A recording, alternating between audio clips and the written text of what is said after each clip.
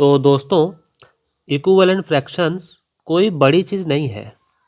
ये बस इतना ही है कि जैसे आपके सामने कोई फ्रैक्शन दिया हुआ है और आपसे बोलेगा कि इसका 1, 2 या 4, 5 इक्विवेलेंट फ्रैक्शन निकाल के बताइए।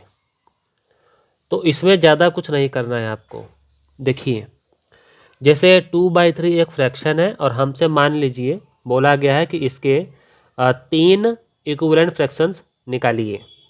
तो हम क्या करेंगे ना, आपको बस इतना ध्यान देना है कि ऊपर और नीचे सेम नंबर से या तो मल्टीप्लाई करना है या तो डिवाइड करना है। ठीक है, तो मैं यहाँ पर क्या कर रहा हूँ, मल्टीप्लाई ही कर देता हूँ। ऊपर और नीचे 2 और 2 से, याद रहे सेम नंबर होना चाहिए, ऊपर भी नीचे भी। ठीक है, तो इस तरह से ऊपर क्या आ जाएगा 4, नीचे क्या हो जाएगा 6। तो इस तरह से जो हमारा 4/6 आया है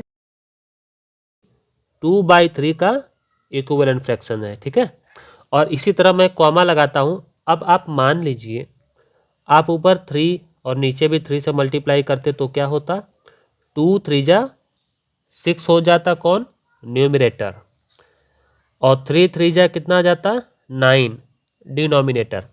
तो 6/9 भी आपका इक्विवेलेंट फ्रैक्शन होगा।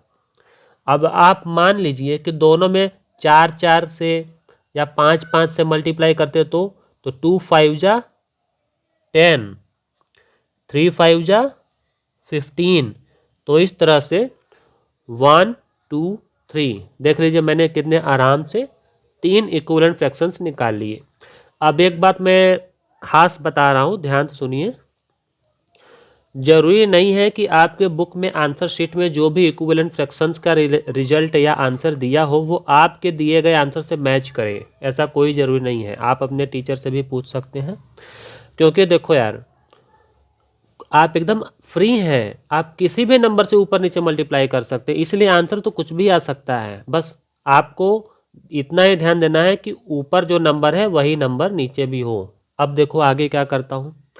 अब जैसे मुझे इसका इक्विवेलेंट फ्रैक्शन निकालना है ना, तो आप चाहें तो 2 2 से मल्टीप्लाई करेंगे तो क्या आ जाएगा 14/18, और मान लीजिए आप ऊपर और नीचे 10 10 से मल्टीप्लाई करेंगे तो 70/90।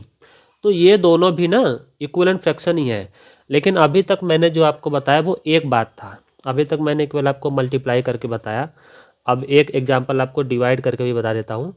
अब जैसे ये नंबर है, हम सबको पता है कि 2 से डिवाइड कर सकते हैं, तो सही बात है यार, 2 से डिवाइड करेंगे तो कितना आ जाएगा, ये आ जाएगा 6 और ये आ जाएगा कितना 18। ठीक, तो ये भी हमने जो निकाला ये इक्विवेलेंट फ्रैक्शन है, क्योंकि भले ही हमने डिवाइड किया लेकिन सेम ही नंबर से किया ना, ऊपर भी 2 से डिवाइड किया और नीचे भी 2 से डिवाइड किया। ठीक है, अब मान लीजिए अगर हम ऊपर और नीचे 3 से डिवाइड करते तो क्या आ जाता 4 आ जाता, और नीचे क्या आ जाता 12। ठीक है, तो इस तरह से ये भी और ये भी दोनों ही इक्विवेलेंट फ्रैक्शन है।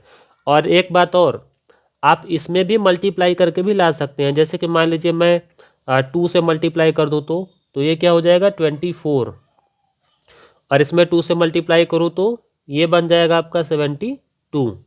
ठीक है, तो ये भी आपका इक्विवेलेंट फ्रैक्शन है। तो अब मुझे लगता है कि अब आपको खूब अच्छे से समझ में आ गया होगा कि इक्विवेलेंट फ्रैक्शंस क्या होते हैं। अब इसके आगे एक और ज़रूरी चीज़ बताता हूँ कि इक्विवेलेंट फ्रैक्शंस से रिलेटेड किस तरह के सवाल आपसे पूछे जाते हैं। चलिए वो भी देख लेते हैं। देखिए, आपसे ना इस तरह का सवाल पूछा जाता है, ये भी होता है इक्विवेलेंट फ्रैक्शन से रिलेटेड। अब इसमें आपको करना क्या है, देखिए ये तो नहीं दिया है जिसको फिल इन द ब्लैंक करना है, लेकिन नीचे वाले का तो दिया है ना। तो डिनोमिनेटर का अगर जोड़ा दिया हुआ है तो आप यहाँ पर सोचिए कि आखिरकार 5 से 35 कैसे बना होगा।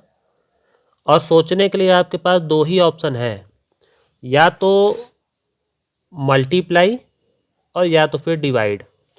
आपको प्लस या माइनस के बारे में नहीं सोचना है, आपको या मल्टीप्लाई या डिवाइड ही सोचना है। तो सोचो कि इसका दोनों तरफ का दिया हुआ है, तो 5 से डिवाइड करके तो 35 आया नहीं होगा, तो 5 में मल्टीप्लाई करने से ही आया होगा। तो किससे किया गया होगा? 5 7 जा। तो मैंने आपको बताया ना कि इक्विवेलेंट फ्रैक्शन में जो एक्शन आप ऊपर करेंगे वही एक्शन नीचे करेंगे।